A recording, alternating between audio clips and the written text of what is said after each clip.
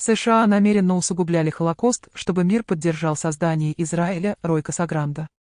Историк и профессор Общественного колледжа Остина заявил, что американские политики содействовали политике Гитлера по истреблению евреев.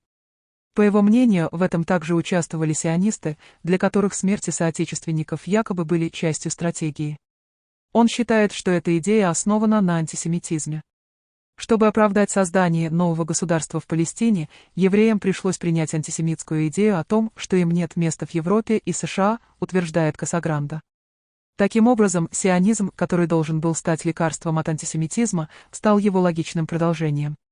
Профессор уверен, что не было никакой необходимости в создании Израиля.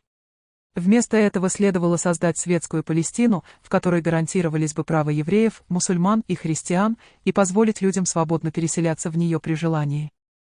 The United States wanted to make sure that the Holocaust was as bad as possible.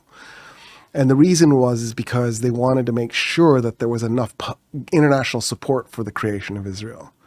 So if, I don't understand this calculus. It seems to me that if 2 million Jews had died, it's just as horrific as 5 million Jews dying, right? I don't think our mind differentiates between 2 and 5 million. No. So this was a strange calculation on their part. They just wanted more Jews to die. They just wanted more Jews to die. But interestingly enough, there were Jewish Zionists who were part of this. That was part of this strategy.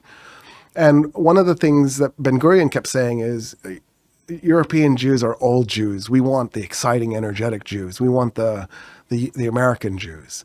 And so there was this sort of weird anti-Semitism that had filtered into even the Jewish community that was Zionist.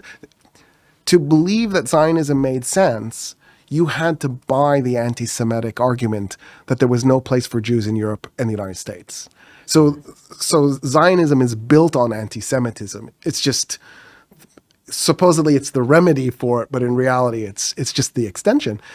There was no reason to create an Israel. You could have just created a secular Palestine and built in safeguards for the Jewish, Christian, and Muslim populations and let as many Jews as wanted to who had the money to buy land move to Palestine. Yeah. What's the problem with that? There's nothing wrong with that. Nobody in the world would have been angry by that. Yeah. In fact, the Palestinians were opening their doors and letting Jewish refugees into their homes and were living with Jewish families. And because the Palestinians did the same for Armenians too, by the way. So the Palestinians saw, this is the horrificness of it. They were welcoming the Jewish families, not realizing that there was an agenda, that there was a plan, and they were not on the good side of this plan.